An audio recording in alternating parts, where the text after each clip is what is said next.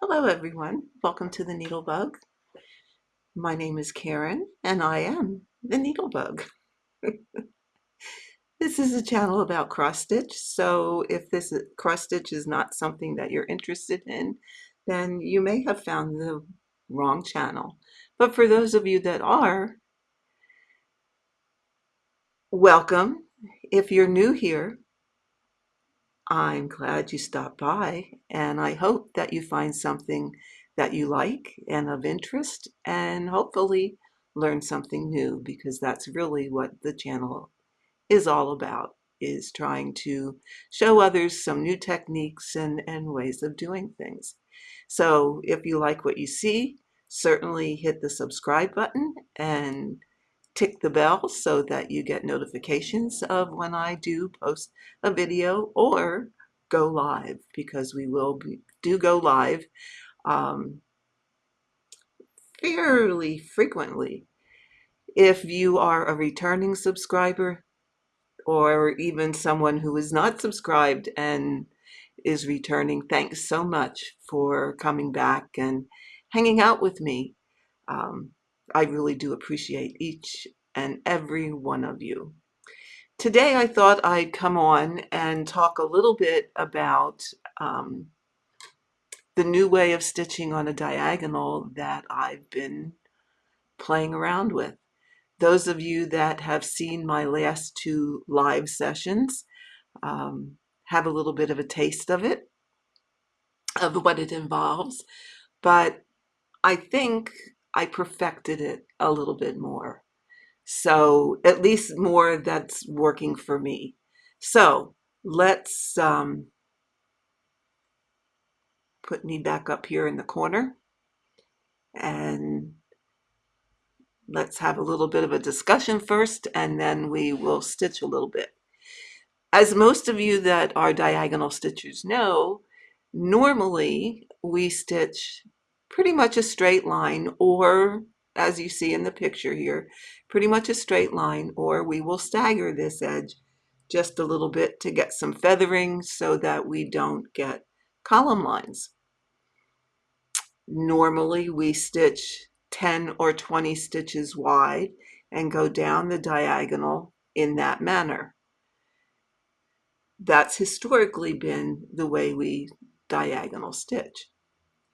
What we want to avoid, and the reason that we do stitch that way, is so that we don't get the dreaded column lines. And as you can see in this picture, this woman, and I've used her picture before on Facebook in my group to give an example of column lines and then how her diagonal stitching basically alleviated those column lines. However, that being said, there are still some people that are getting the column lines when stitching on the diagonal. So that got me to thinking.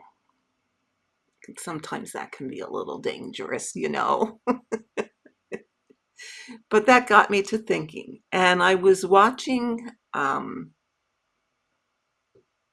Gemma Stitches, who has put out a few videos and is showing her way of stitching on the diagonal. And to be honest, I thought, wow, that's kind of different. I kind of like that. Now, unfortunately, I didn't think about it until just this very moment of putting in a picture of how she stitches on the diagonal. But basically, now let me bring my camera back down here. Basically, what she does is she's stitching down the diagonal so that she's never closing in any unstitched stitches. So that made me go, okay, another dangerous thing. Karen went, so what can we do with this? And her way had And like always say, there's no right way, there's no wrong way. Her way had a gazillion threads hanging and multiple colors of threads hanging. And that's okay, and that works for her, and that's a wonderful thing. However, that drives me a little bit crazy. So I thought, what can I do differently? How can I accomplish something similar, but do it a little bit differently in a way that works for me? And isn't that what stitching and finding your method is all about? Is trying different methods to find a way that works for you. So here's what I came up with, and here's what I want to share and show you today. I don't have a name for it yet, what this method is going to be called. Part of me wanted to call it, for lack of a better term, a diagonal snake method. If you, and I know a lot of you watch Needle Ninja, and when she stitches, she goes down her diagonal or down her column, even a straight column, and she'll go across one row, back across the next row, and then to the right on the next row, to the left on the next row. So it basically, she weaves back and forth down her entire column. And she calls that, and so does Brenda, Handwork Maniac's daughter, boss daughter, also calls that the snake method. In fact, that's where I heard it first. And what they do is they just go right to left, left to right, right to left, left to right, all the way down their columns. Okay. So I got to thinking, what if working on the diagonal, we adapt that and stay within our 10 stitches. Okay. So let me come over a little bit here. Oh, it is over as far as it can go. Oh, okay. Stay within our 10 stitches. And this top one, I went down 2 10 by 10 blocks. Okay, so that would be 20. So stay within our 10 or 20 and come down the row and then snake back up the row and come down the row and snake back up the row. Because I know some people were getting a diagonal line when they did a section of 10 and worked their rows horizontally. In fact, my Stitcher's Retreat had some very, very faint diagonal lines when I worked my rows horizontally. So again, I went, I wonder. I wonder if you would get a diagonal line if you actually stitched your row diagonally. What would that do? Well, here you can see all of this that's stitched with the exception of maybe right to about here. So all of this was stitched doing the rows diagonally, snaking up and down the diagonal, back up. At first, when I first started it, and that's what I show in the first live video that I did about this method, is I went from the top all the way down, and then all the way back up and all the way down. The principle of the parking within this method is exactly the same as when you work row by row horizontally. Your thread, you work your stitch, that thread gets parked in the next occurrence of that stitch. Okay?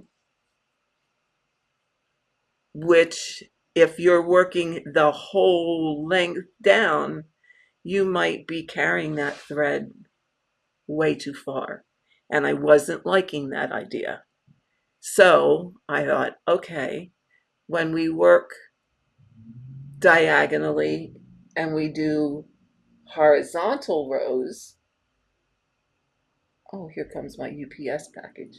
Okay, they can let it on the porch. When we work horizontal rows,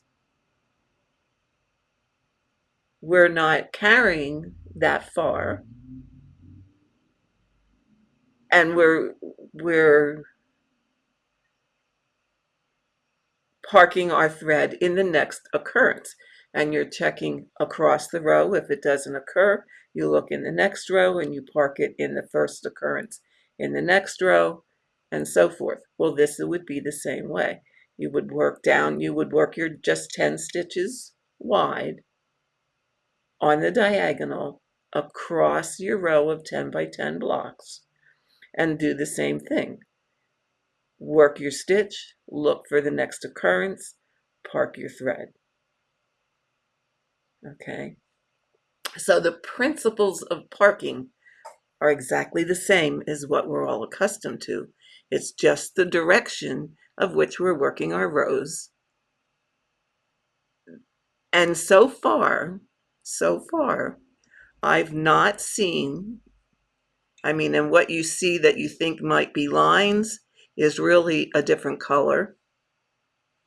Okay, and my colors are not showing as true as I would hope they would, because they really are a lot bluer than what this looks. But I don't see any lines on the diagonal, and I don't see any lines on the horizontal. And I did, that's you, oops, UPS telling me my package is here. Sorry about that. And I did work across a straight line. I did end this 10 by 10 square on a straight line. I didn't feather anything. The same with this one. I did not feather anything. And I'm not seeing any horizontal line. So that's basically it in a nutshell of what I've been trying. So given that, I thought, well, let's just stitch a little bit so that I can show you the gist of what I'm doing. So let's make this a little bit bigger here. So what I'm going to do is stitch down, oh, you can't see it, stitch down the diagonal and then stitch back up just to give you an idea. And I should have done this ahead of time. I really like these ballpoint needles, except I really find them a little bit hard to thread. I might have to get up and get there we go, my needle threader. So that's our first color. This is going to be our second color, and hopefully I won't run out of the color, but you will get either way, you'll get the idea.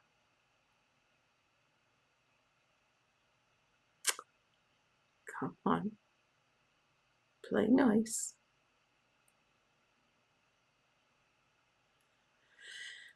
Okay, these needles don't always like me when I'm threading them.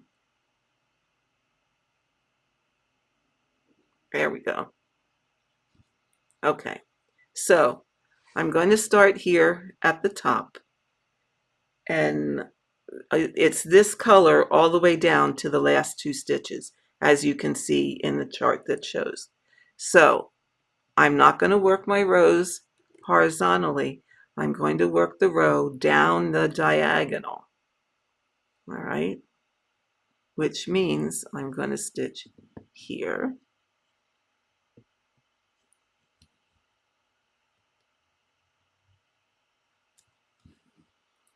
and then here. Let's see if I can bring you in just a bit closer. There we go. Like I said, I apologize. My colors are not true. I don't know why.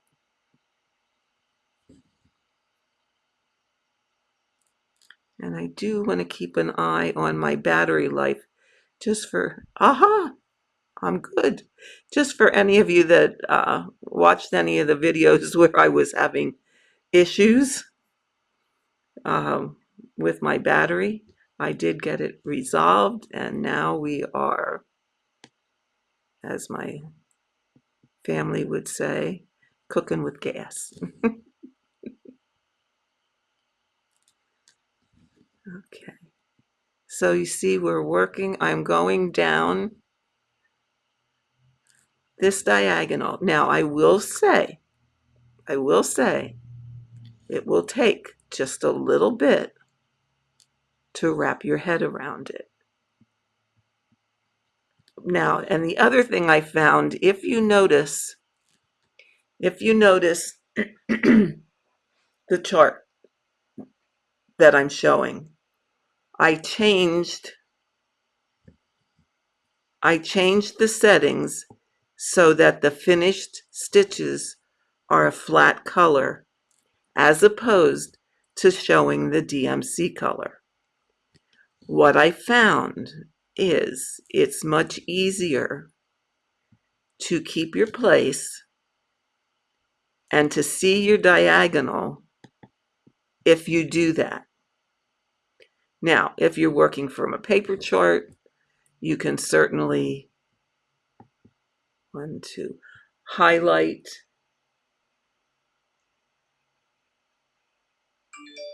Okay, so 1, 2. And then my next row, if you look at the next diagonal, my first stitch is going to be where there's 2.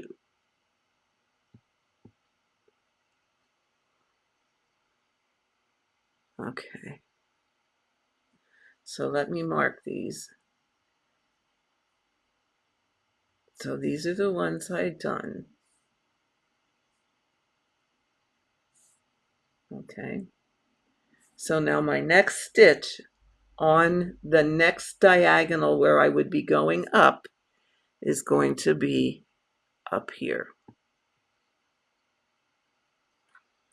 So I will park my thread up here. And even though I'm going up, I still park my thread in the bottom left-hand corner, because if you don't, you're going to get yourself confused as to which stitch that thread belongs to. And I think I missed a stitch coming down here. I did.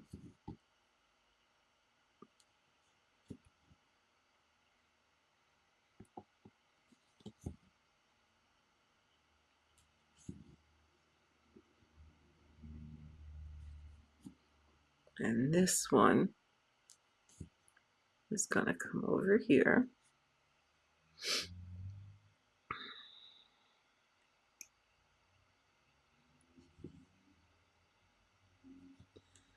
Let's go back.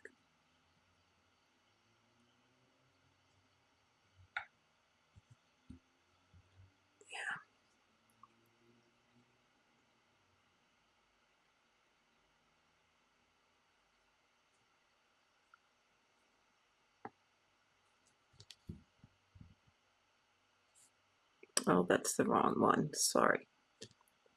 And we unthread our needle. Yeah, I missed a stitch coming down, so I want to fix that before we go too far.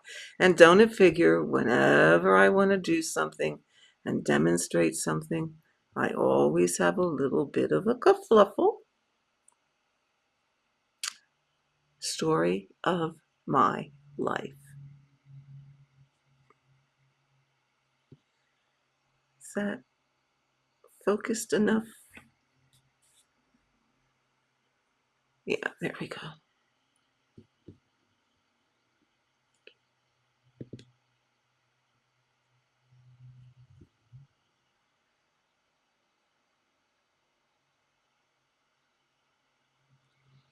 That's why it looked a little funny.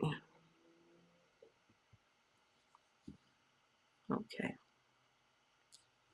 All right. So now we're going to park that up there where it belongs. And we're going to work up. So that's, okay, let's get rid of these. Okay. I also find it's better if I don't highlight, because then I can really see my diagonal better. So now we're going to go up 1,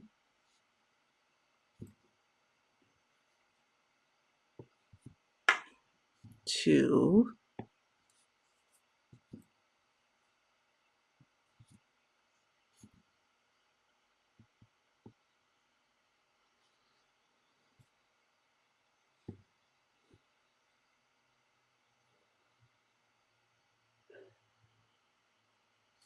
oh, I parked it up 1 too high.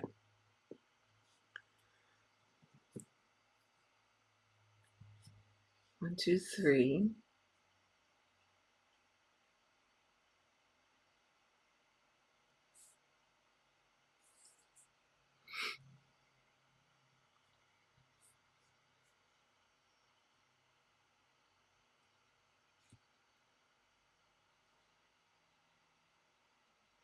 And then I'm going to put it back down here because it isn't going to be needed. Well, I'm actually going to end it off when this video is over and get a new one. And then I'm going to go. And this was a stitch that I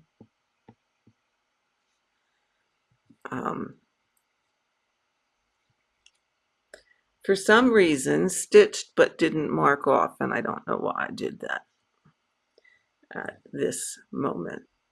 I can't tell you. And then this one goes straight back up to the, all the way back up to the top here once again. So, I mean, what you end up doing is just keep working up the row in this manner.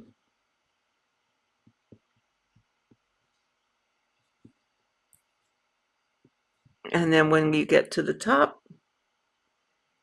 you turn around and you come back down again.